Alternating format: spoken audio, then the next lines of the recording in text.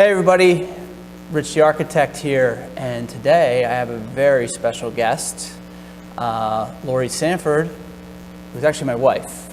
And Laurie owns the Williamstown Ballet Theater, which we are sitting in right now. And so just wanted to bring Laurie on here. We'll talk about a couple things, but first off, Laurie, why don't you I know who you are and what you do. Why don't you talk a little bit about the origin story, how you came across the, I always say origin story, but you know, how, who you are, what you do. Let's just leave it at that. All right, okay. So I'll act like you've never met me before. Correct. Well, you're talking to an audience, so I've met you, but other people have not. Yeah, go ahead. So, I am the owner and director of the Williamstown Ballet Theater here in Williamstown, New Jersey, where we live. And this is our 5th season now that we're in. This is our 3rd season in this location. We started out on Main Street, which was by design because I felt like when we moved out here, there was a lacking of business that was going on downtown on Main Street, and so I was attracted to that particular space. I also was ready to come out of my semi-retirement that I had taken for 1 year. Yeah, we had moved from a different town. Prior to that, Laurie had a different dance studio, some in the other, or near the town that we used to live in. Yeah. So I had that studio for, I guess, was it 8 years?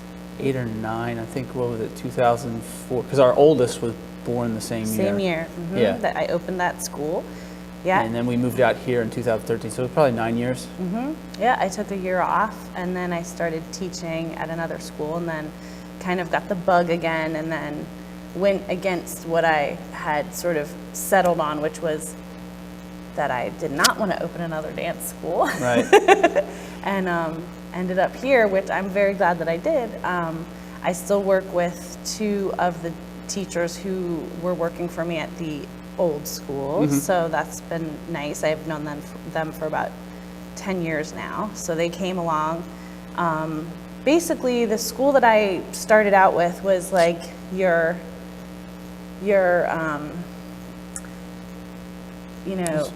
recreational dance school for children and adults who wanted to try all different types of dance. So we had ballet and jazz and tap and hip hop, of course.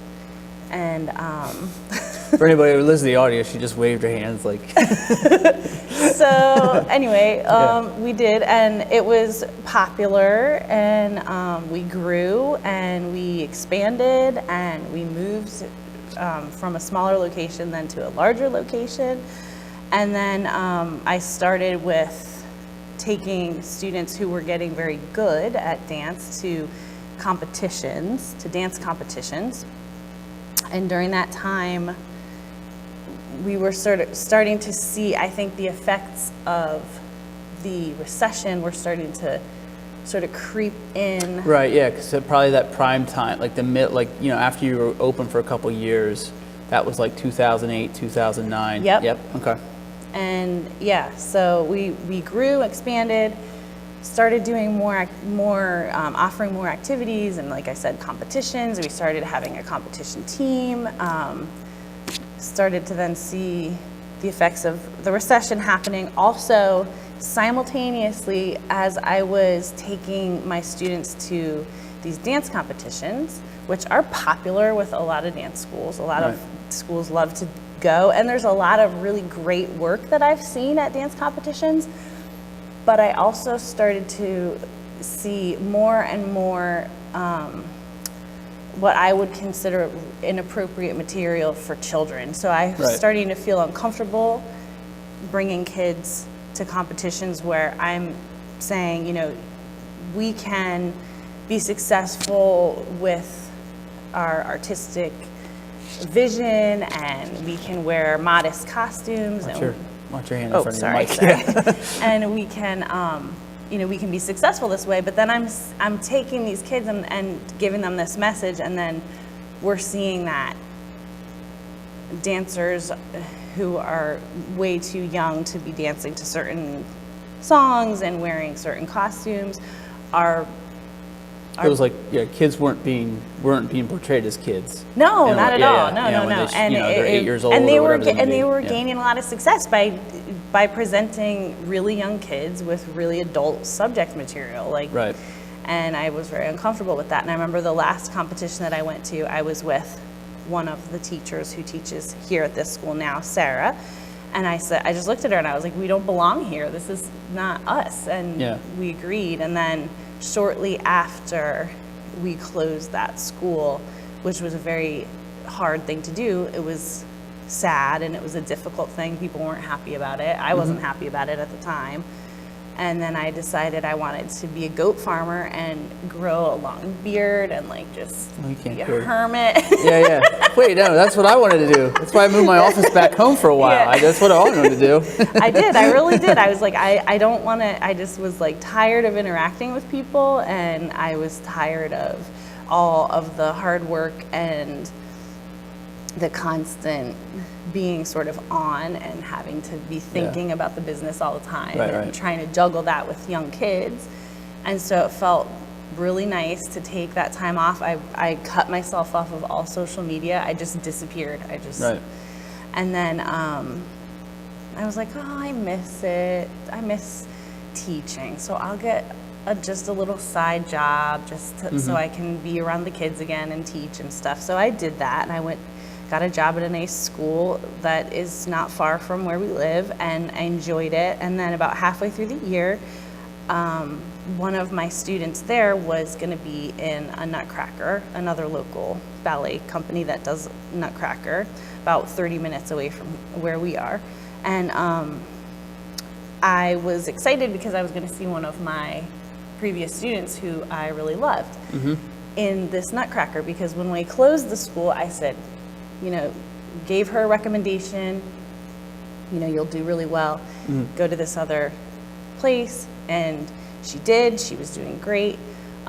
So I was going with this new school to go see another student who was in the same production, if that makes sense. And then when... Does to me. I know, well, I know the story. So anyway, so we show up Yeah.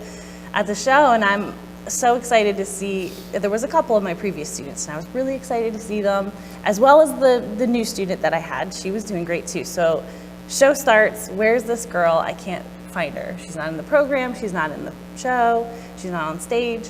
And then I found out that she had recently gone through a difficult health diagnosis. So I got sort of inspired by the fact that she should have been on that stage, is how I felt at the time. Yeah. She was a dancer who I felt like, you know, this is for her, whether it be, you know, that she ends up doing this professionally as a career, or whether it's just something that she has in her life that, you know, it just comes naturally to her, and it's, you know, she needs this. So I reached out to her family, and we got to talking, and I reached out to Laura and Sarah, and then Sarah reached out to Caitlin. Well, those are the teachers that were with me at my old school. So Laura Allen and Sarah Billow, and then we brought Caitlin McElroy, who Sarah and Caitlin are both dancers with the Atlantic City Ballet, and Laura has her own company, Allen Dance, and she also owns the Iron Factory in Philly, which is a modern dance space, and people use it for all kinds of different venues. But anyway, we all got together. We sat down. I said... Which I walked into, and I knew exactly what was...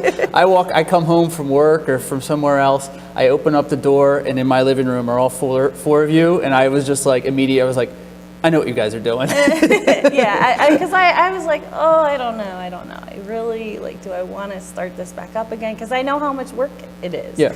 And this time around, I think, you know, is it more work? Yeah, probably, because now we do even more productions. It's like this school is more production oriented. But anyway, we can get into that later. So we sat down and we looked at the old business model. Like, okay, competitions, no, we don't want to do that. You know, all of the styles of dance that were more, that I taught more at the school, like the hip hop, the jazz, the tap, we were like, no, we don't need this. There's plenty of other schools that you can go to get great instruction and all these different types of dance, and you can have that type of environment where, you know, you can try a little bit of this and try a little bit of that. But we all came to the conclusion that there wasn't in this area a good ballet school where you could just train and become excellent and have all these really great performing opportunities that we wanted to provide, and also be surrounded by a really positive environment. So that was what we just kind of went through the list, like what do we need, what do we not need, and everything kind of got shoved off the list until we were like just ballet and also modern dance as well, because I feel like that really gives the dancers an edge, that they have this wonderful modern dance education, wonderful ballet education. I feel like if they want to go and take that into another school and then they want to focus on jazz or they want to focus on something else, they will have that foundation anyway. Or they can go on to have a professional career from the school. We wanted people to be able to, at the end of this education, go on to have success. Sure. So they could use the education, you know, if they want to. If not, they just had a great experience and a bunch of stage time and made good friends and learned how to have wonderful ballet technique. Right, and you would say that, I mean, pretty much their kids is your client base, or not client base, but your architect side. But you know what I mean, your students are primarily. I have the program open at the end. There actually, I shouldn't even say at the end. There really isn't an end. The goal is eventually to have a professional ballet company here at Williamstown Ballet. So that would not preclude anybody who's like graduated. Right. And they're always welcome to come back and take classes and. Right. Like I remember Thanksgiving break, one of your students who's in college now, she came back and was taking like classes like all week or whatever days she was home. She was back here. First thing she did, it seems like. So you know, the door is open. So they don't necessarily graduate out unless they say get into another program and they want to, you know, take their education in a different direction, and then we still support them. They're always welcome to come back and say hello and take a class. But yeah, I mean, the idea is really eventually to have a company, like a nonprofit ballet company out of Williamstown Ballet, adults, teens, and youth. And I mean, we start classes, now we have a new class starting for like a mommy and me class, which that's new for us. But typically we start at age 3. Now, you're not gonna see all of those 3-year-olds all the way through to adulthood. So we get kids, you know, coming in of all ages and all backgrounds, and we place them not particularly by their age. So if you were to bring your daughter or son in here and they were like 10 and they hadn't had really strong training, a good background in ballet, from I would say like the age of 7 is when we would really start kind of focusing on certain aspects of developing someone's technique so that they could go on to learn more complex steps. And we would have to place that child in with maybe younger students or other students that, you know, haven't had as many years under their belt as maybe some of the younger ones who have danced here and are ready to move on. So they're placed by evaluation is what I'm trying to say. Well, it's almost like with me doing martial arts, it's almost like a belt system in a way. I mean, I know your classes are kind of like if we did a belt system, you had a white belt class, a blue belt class, purple belt class, etc. Right, so you're going to say to someone who may be a beginner, regardless of, you know, their age, that this is where you need to start. Right. You know, we can't. It's that's like your skill level. Yes. And I try to explain to people, like, if you put someone into a math class, you would not take someone who just finished learning how to do addition and subtraction and put them into like a geometry class or like an algebra Calculus class. or something. You can't. You just can't do it. Yeah. You They have to take go those step steps. by step. Yeah. So, one thing, well, it's funny with with my architecture business, it's like the art of architecture, but the same thing with the art of dance. And, it's funny, like when you had your previous version of your dance school, it was more of, I'll call it more of a generalized.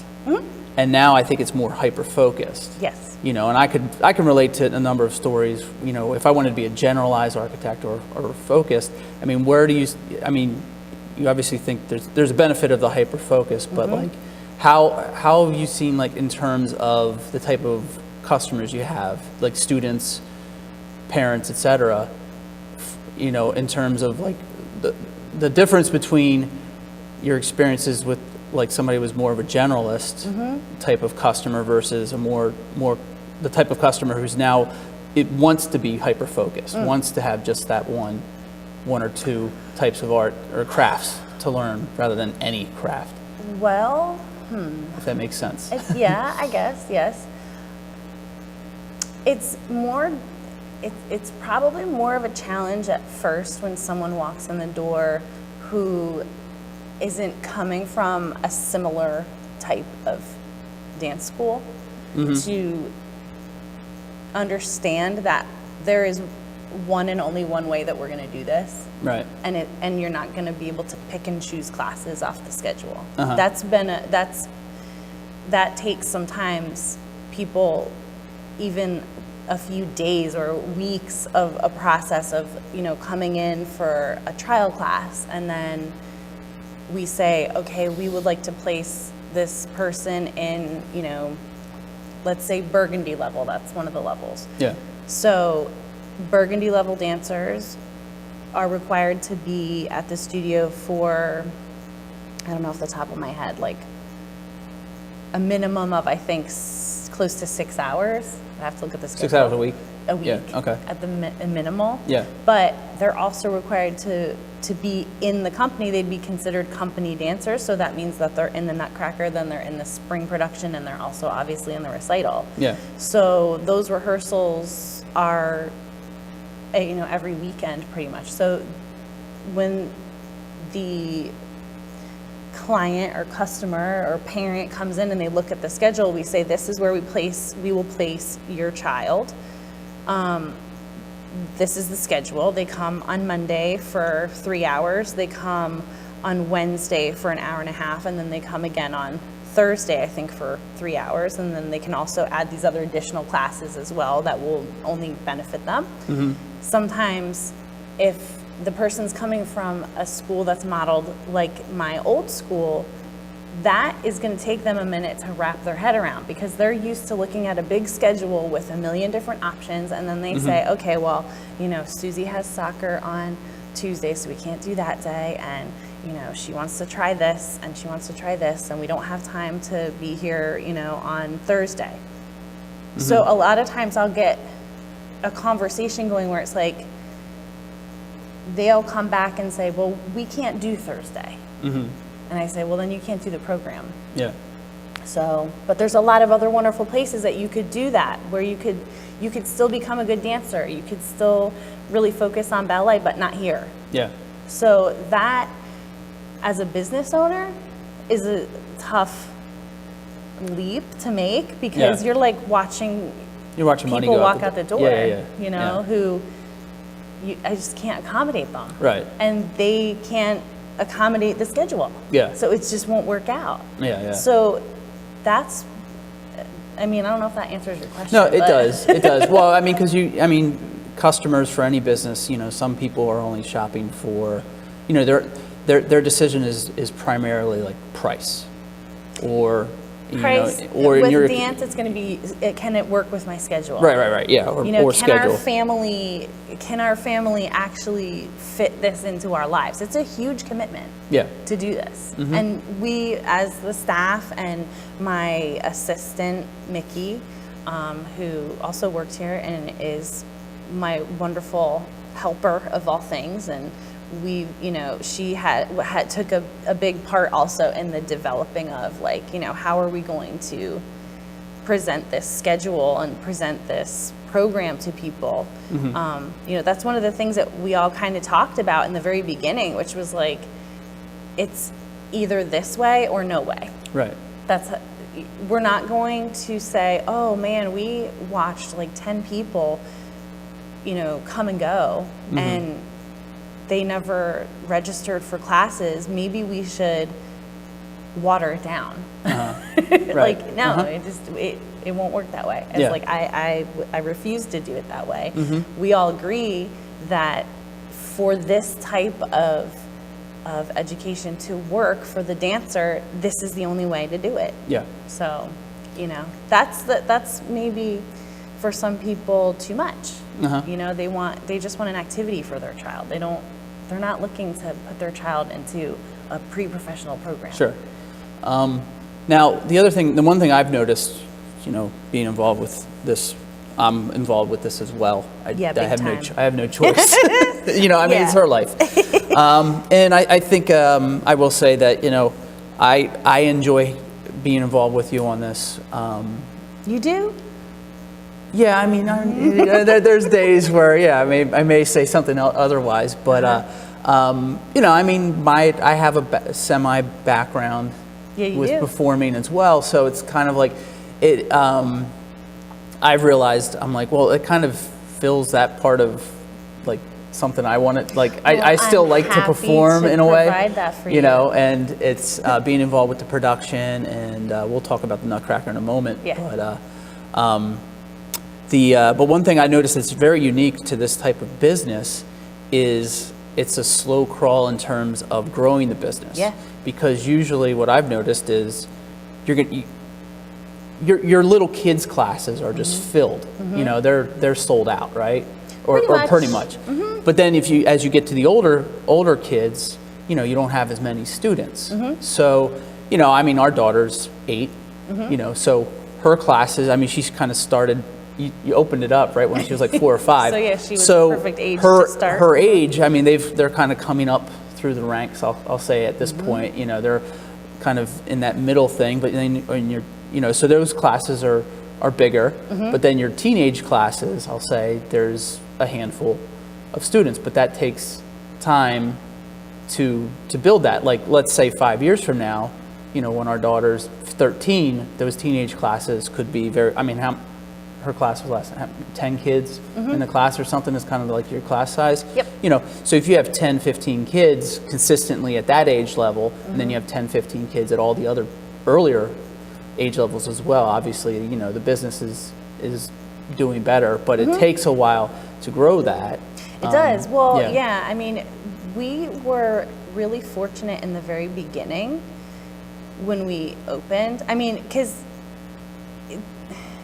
reopening a school to me was like, it was like jumping off a cliff into like the unknown abyss, which I know that's any business owner. Yeah. That's when you open a business, you're just like, well, here we go. And you open the door and you're like, I hope people come. Right. Turn your little open sign over. And I remember feeling like that with the other studio too. Like the first day of classes, like, I had like a little handful of people signed up, and there I am in my leotard, like ready to go. No, I remember I was there with you. Our oldest, who's 15 now, he was a baby baby. He was only like a couple months old. He was in a crib. I was running the front table. Yep. Because I would like go to work during the day and then come over at night and run the front desk for you. Yeah, we had one car, so we had to share the car. Yeah. So I would like walk to the grocery store and everything. And luckily we had a grocery store too, a small grocery store about 2 blocks away from our house at the time. You would come flying home from work. We would load up the car, get to the studio, have classes. I would teach all the classes. Yeah. I didn't have a staff. It was just me teaching everything. Yeah. So we started that way. But this time around, I had all that experience under my belt. Right. And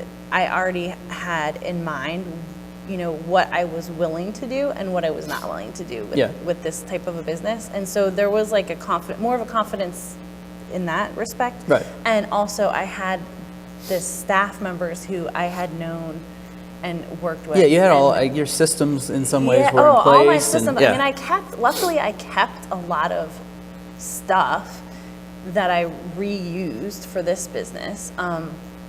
Because that's the other thing, like, you know, the hours of just like coming up with, like, okay, yeah, you have a dance school, you teach classes, but like, how do you keep, you know, records of everything, and what happens if this happens, and what happens if that happens, and like my policies from the time I started, like I had a little, Yep. you know, blurb of policies, and now it's like a 2-sided paper that people sign, and then I have like all these health forms that people sign, and Yeah. all these waivers, and all, you know, and that have all developed out of experience. Yeah, But you were asking me another question, and I Well, went off track. it was about the slow growth of I was of going to the say, dance school. when we opened the old school, we had this little group of really sweet, wonderful families, girls, who came from another wonderful dancer who was closing his little school, and they were looking for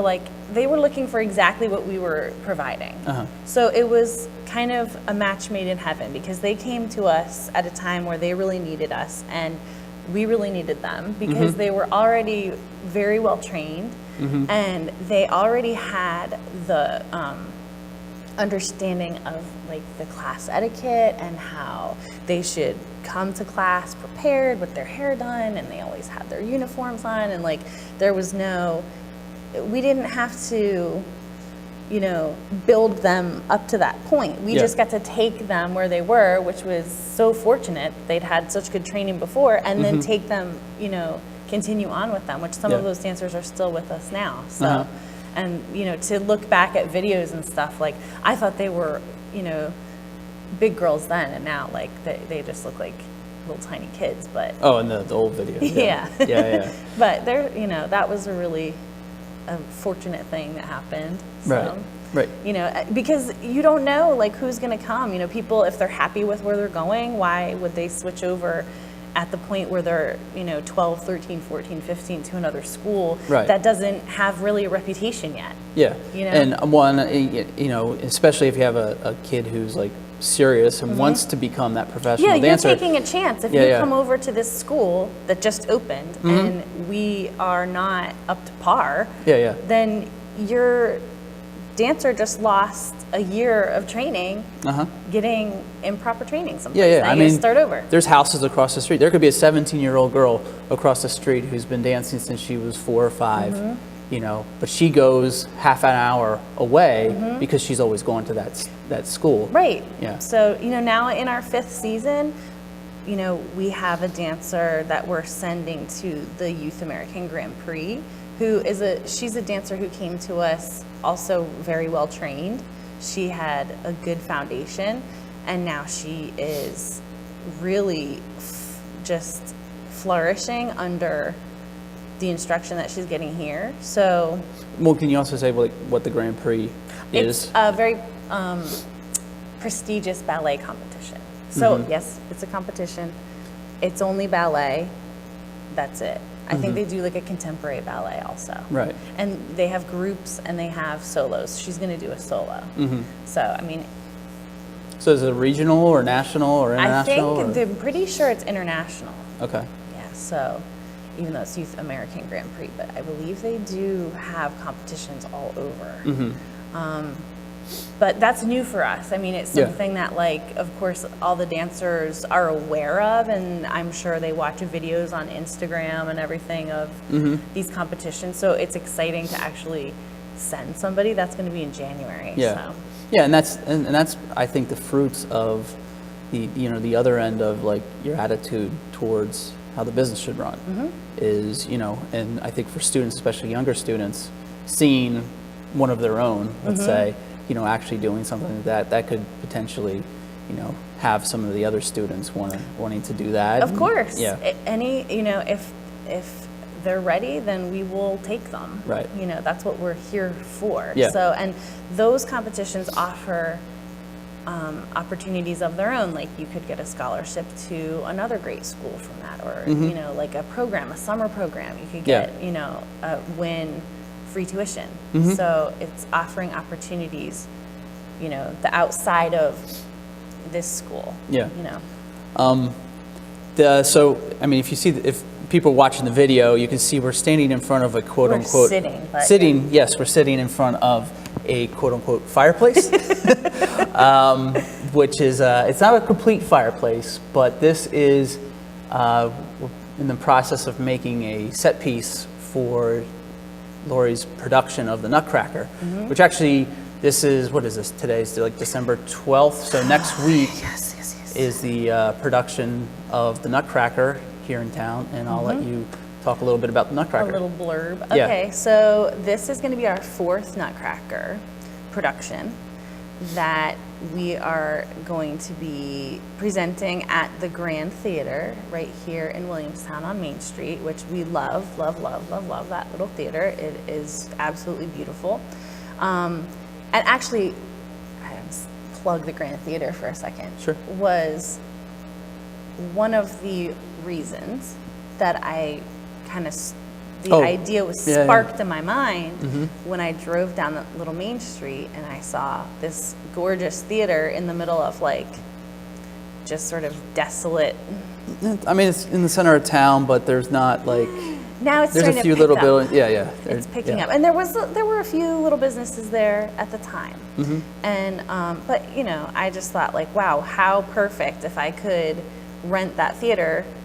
That was always a problem with the old school renting theaters because we had to rent a high theaters school. in schools. It is so expensive to rent a theater. I know a lot of people come to recitals and they think for some reason that the school just lets you have the theater No, for it's free. a lot. It's a lot of money, and I think a lot of times, if I remember, I mean, we'd be lucky to break even on a recital. Every now and then, depending on the school, the size of the theater and the price, what I paid. Yeah, I remember there were times where it just cost us money to run the recital. Your first recital, it was probably one of the most expensive ones, and it was in June, and there was no air conditioning, and it was like the worst thing, and kid threw up, like all that different stuff. It was like, but it was like, you know, it's so funny how much that one cost compared to some of, like, you know, there were other nicer schools that you used that weren't as much. Yeah, but they're, anyway, so I thought to myself, if they open that theater up for rentals, I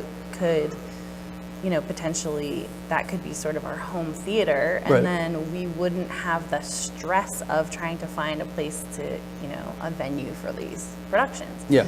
So, and we knew we wanted to do Nutcracker. That was all, it was always in the plans that we were going to do Nutcracker. The first year we decided on Lace Feet because it's a 30-minute production.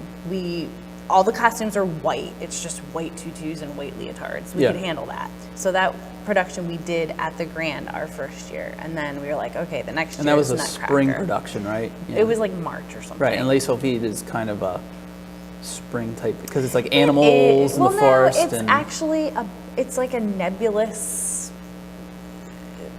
story about a poet in the forest who stumbles upon a group of sylphs. Okay, like and they're fairies. And they just flit around and it's lovely. Yeah, so it's. But anyway, so let's get back to Nutcracker again. I keep getting off track, but so yeah, this is our 4th one.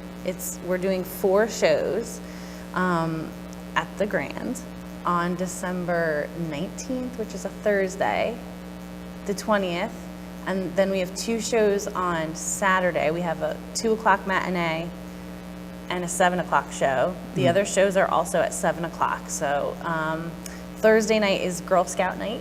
So we open that up to Girl Scout troops. They get a discount and they get a patch. And they get to come backstage and have a meet and greet with the cast, which is really cool. Friday is St. Mary's night. Right, so we're which is promoting the Catholic school. Actually, our kid, well, our daughter goes to right now. Both of our kids went to, our but son graduated. Now he graduated. Yep. So that school is a beautiful little school right up the street from the theater on Main Street. Actually, it's Carroll Ave. But so the same thing for St. Mary's night. The kids from St. Mary's get to stay and have a meet and greet with the cast, and they get a discount on their ticket. And then Saturday is just, like I said, a matinee and a 7 p.m. show. So tickets are still available, and you can call the studio or you can go to our website and get information. Yeah, and about that. right at the end we can give like that info. But how about so in the production? Yes. It's not.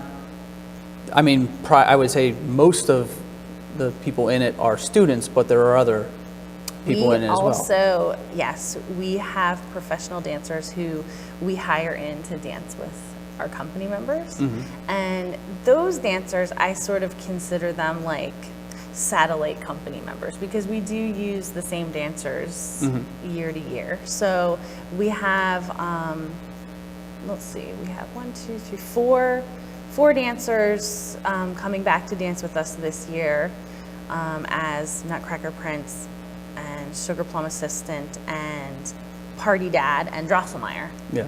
So yeah, we hire those people to come in and they do a great job. And then the rest of the production is our youth company dancers, and those girls change costumes about 12 times. Yeah, it's impressive. They're like running around out of breath. And, Yeah. Because I will say that Laurie and I also fill in the gaps with some of the other parts. Yes. I am also a party dad. This year I in it. have a new role. I'm Yeah, going to yeah. be a party mom. Yeah, party mom, but she's not my wife. Right. She's a different party mom with a different husband. So, Yes.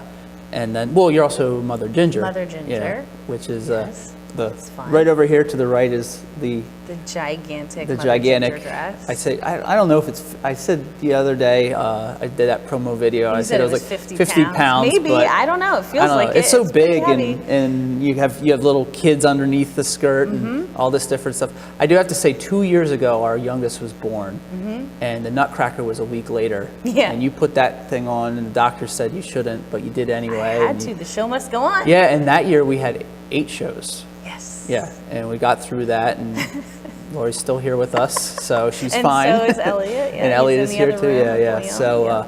So, but that was super impressive to watch you birth a baby one week, and then the next week you're dancing on stage in this huge dress and running the production. Yeah. So it's there's a lot going on with that. So you know, if there anything else you want to talk about the Nutcracker, I wanted to kind of No, you move can it on shift to focus. I wanted to actually talk a little bit about not our relationship, but our Good. our situation. Yeah. Here's therapy time. I got to bring something up. No, is about how you have your own business. I have my own business. So the struggles that we have. Trying to manage both of those businesses, and we have 3 kids, and all of our kids are in different stages of childhood. Big we have time. a 2-year-old, 8-year-old, and 15-year-old. So it's like I think we have all things going on at once We do. when it comes to children. It's not like we have all teenagers right now or something like that. So like diapers and somebody that's going to soon be driving. Yeah. yes, but it's there's I think obviously with running your own business, you're going to take personal sacrifices anyway.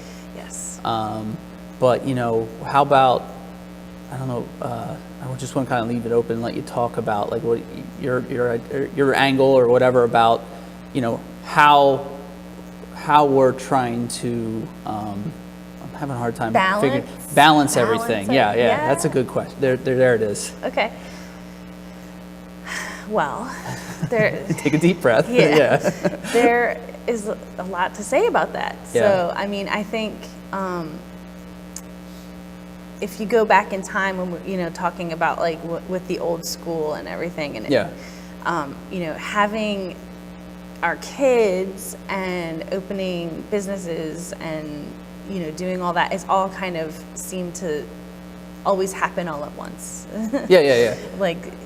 Yeah. Well, Liam, and then I opened a business. Yeah, that was within.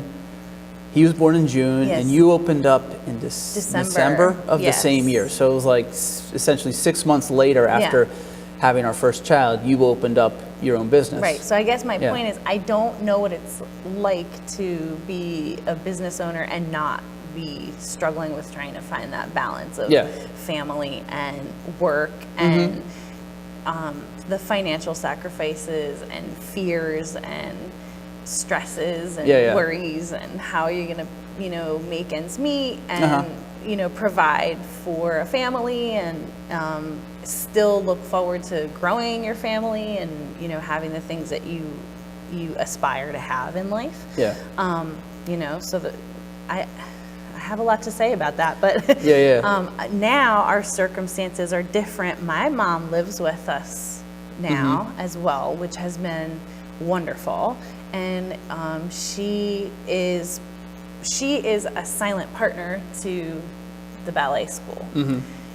She takes a big part in it as well. And she's a huge support to me, and I think to the family as well, when it comes to creating balance. So she's been generous with her time to help me with the kids and to stay with them when there's times when like I can't get a sitter, I can't, but I got to run over here and do something. It just has to get done, because that's the thing about this business. It's almost like, in some aspects, it's like event planning, because you have a production coming and it's like every day is a production. Yeah. Well, I mean, there's no, the December 19th is going to come and people have tickets, and there better be a fireplace out there that looks decent, or people aren't going to come back, Right.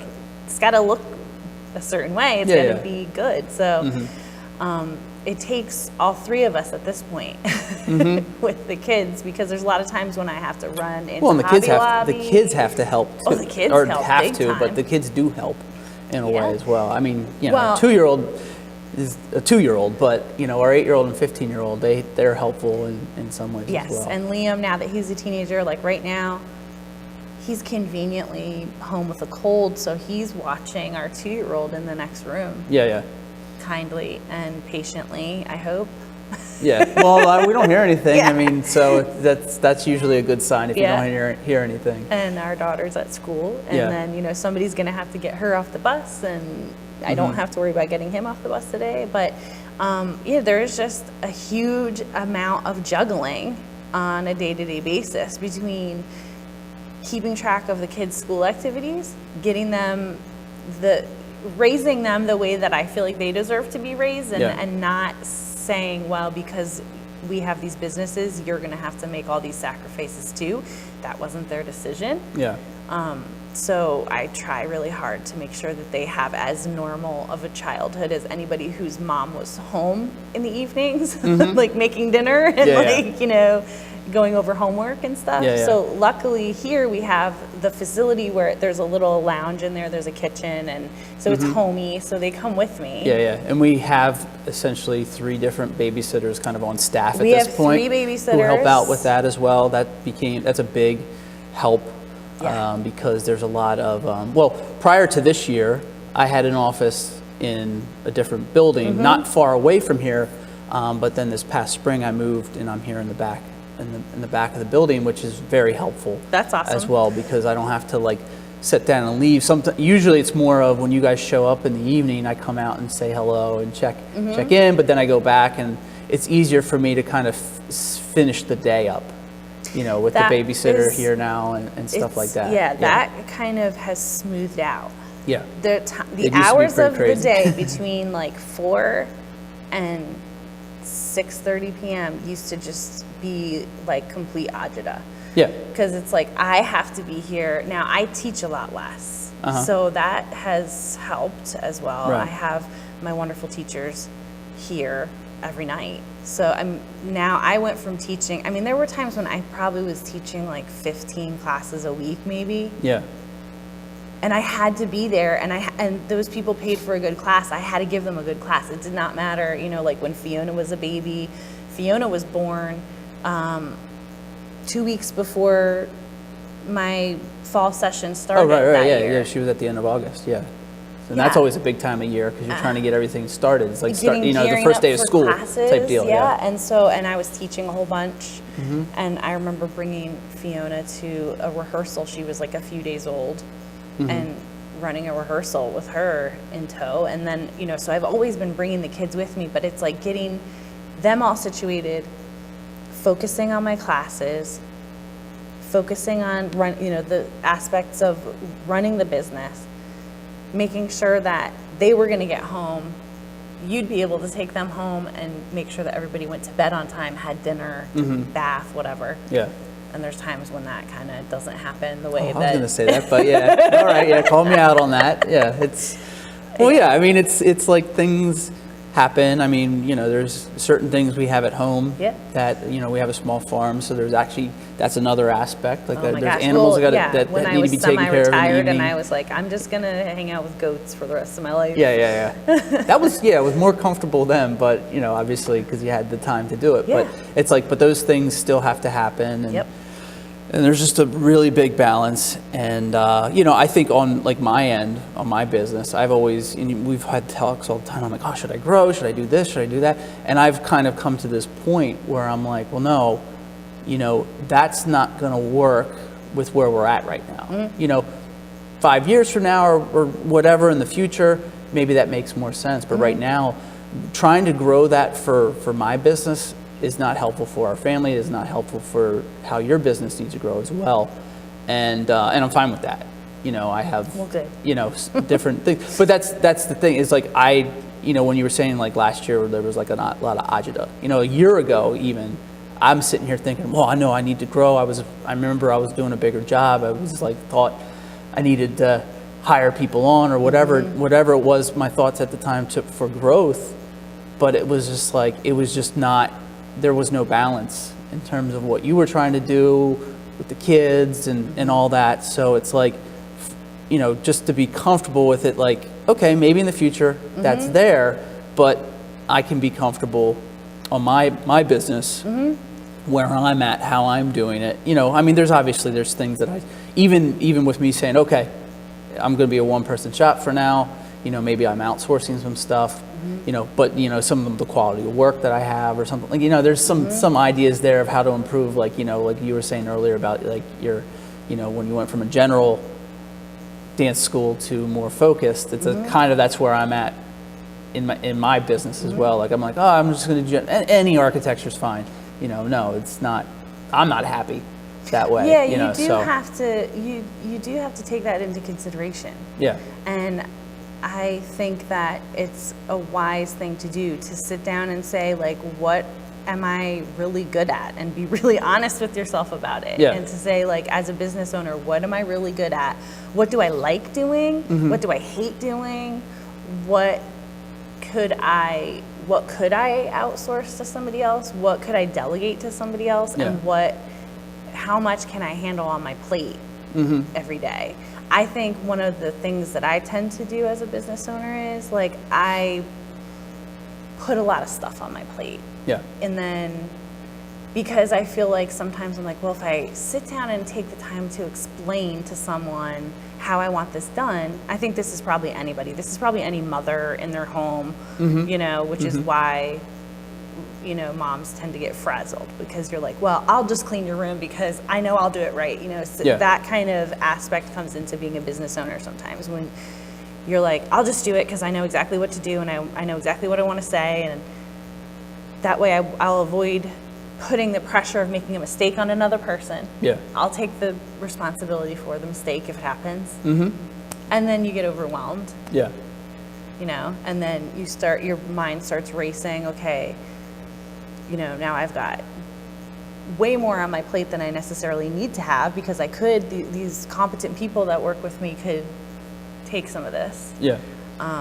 But then it's a time management thing too, because you do have to spend time saying to somebody, this is how I want it done, this is how it needs to be, this is when it needs to be done, and blah, blah, blah. And I think that probably comes into play for you a lot. And that's something I've seen you struggle with. It is, being like this sort of like OCD control freak that most probably business owners are. Right. To a certain extent, you can't deny that. Yeah. You realize that, like, my name is going to be on this. It's going out to the customer, the client, the audience, whatever it is. Do I take the chance and say, put that responsibility on someone else's shoulders? Or do I just avoid that stress and do it myself? Yeah. And then you end up sometimes swamped. And I think that's where you get into that game where you're like, do I hire Do I do it myself? You know.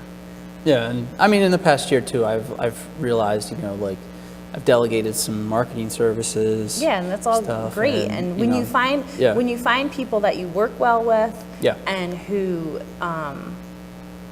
take your vision into consideration and your branding, and you know, they understand exactly what you're trying to produce, then it works. Yeah.